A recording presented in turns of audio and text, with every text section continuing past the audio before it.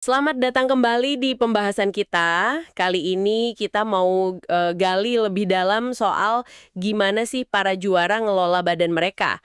Jadi fokusnya ke aspek fisik ya, latihan, nutrisi, terus gimana hadapi sakit, cedera, sampai pemulihan.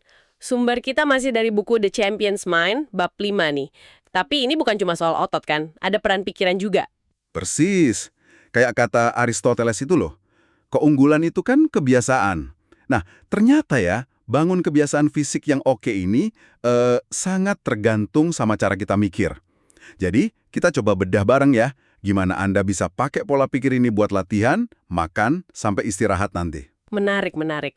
Oke, kita mulai dari latihan dulu deh. Di buku ini ditekankan banget soal sikap mental selalu siap tanding. Maksudnya jaga kondisi terus sepanjang tahun gitu ya. Bukan cuma pas mau tanding aja. Dan katanya bukan soal kerasnya, tapi cerdasnya. Betul, betul. Cerdasnya itu, Michael Boyle, pakar kebugaran itu, ngasih analogi bagus. Kayak kura-kura sama kelinci. Jadi, kemajuan stabil, pelan tapi pasti, itu lebih bagus daripada ngebut di awal terus malah stuck gitu, plato. Ada beberapa tips praktisnya sih di buku. Latihan pakai tujuan yang jelas, terus variasikan biar nggak monoton, ya kan?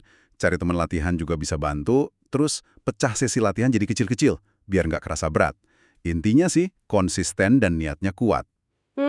Konsistensi ya kuncinya. Nah, ngomongin konsistensi, butuh bensin juga kan badannya. Soal nutrisi nih, ini sering bikin pusing ya. Tapi buku ini malah fokus ke cara kita makan ya. Bukan cuma apa makanannya. Iya, bener banget. Konsep mindful eating itu loh, makan yang sadar penuh. Jadi daripada makan sambil lihat HP atau kerja, pikirannya kemana-mana, mending coba fokus pas makan. Misal, rencanain menu, siapin camilan sehat kayak kacang, buah gitu, buat jaga energi, terus nikmatin tiap suapan. Nah, Dr. Jose Antonio juga ngingetin, fokus ke kemajuan, bukan kesempurnaan. Jadi nggak usah terlalu kaku. Prioritasin aja protein bagus, lemak sehat, karbo kompleks. Suplemen kayak kreatin atau protein habis latihan juga oke kalau perlu. Dan yang penting, jangan ngerasa bersalah kalau habis makan sesuatu yang enak. Itu bagian dari proses juga kok. Oke, oke. Jadi lebih ke membangun hubungan yang sehat sama makanan ya. Nah, dari yang enak-enak, kita geser dikit nih ke yang kurang nyaman. Rasa sakit sama pegel-pegel pas latihan. Itu kan biasa ya. Jackie Joyner Kersee bilang semua atlet pasti ngerasain.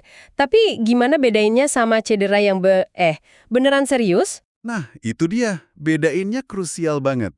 Kalau nyeri latihan, itu biasanya ya nggak nyaman aja. Pegel, wajar lah habis gerak. Tapi kalau cedera, seringnya sakitnya itu tajam atau kayak ada yang sobek. Beda rasanya. Buat nyeri latihan biasa, strategi mentalnya penting. Coba amati reaksi badan, bisa juga alihin fokus ke sensasi lain yang netral, kayak pelari yang fokus ke kelopak matanya. Katanya itu satu-satunya bagian yang nggak sakit pas lari kencang. Bisa juga pakai kata-kata positif ke diri sendiri. Ayo, kuat, relax aja. Atau mentalitas embrace the suck itu. Hadapi aja ketidaknyamanannya.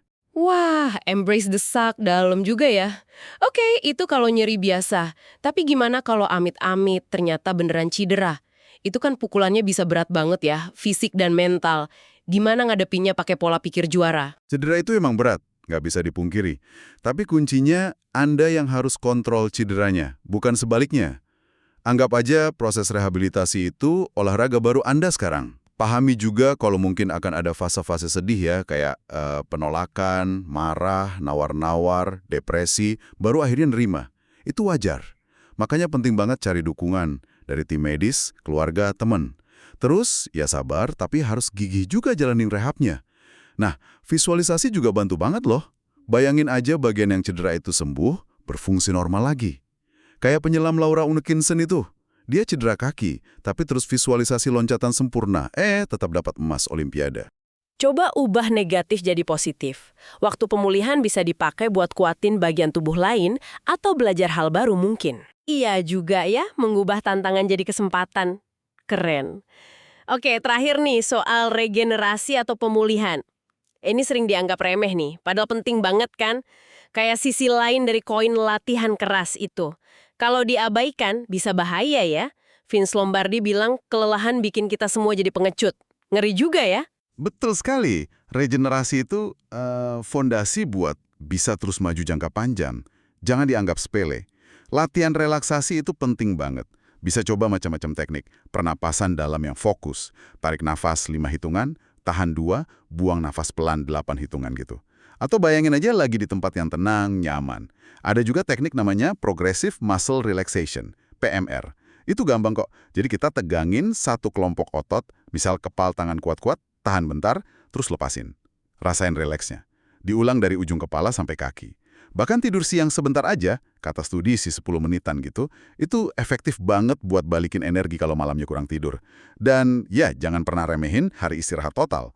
Badan butuh itu. Wah, jelas banget ya benang merahnya dari semua ini. Jadi ngelola fisik mulai dari latihan, nutrisi, cara hadapi nyeri, cedera, sampai pemulihan. Semuanya itu ternyata sangat bergantung sama gimana kita ngelatih dan pakai pikiran kita. Pendekatan mentalnya itu ya. Iya, betul banget. Intinya, kemajuan itu butuh waktu dan sabar. Rasa sakit bisa dikelola, cedera bisa diatasi dengan sikap yang pas. Dan istirahat itu sama pentingnya sama kerja kerasnya.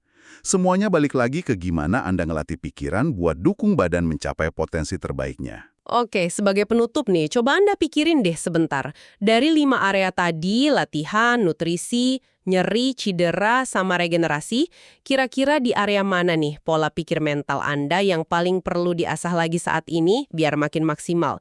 Coba direnungkan ya. Sampai jumpa di pembahasan kita selanjutnya.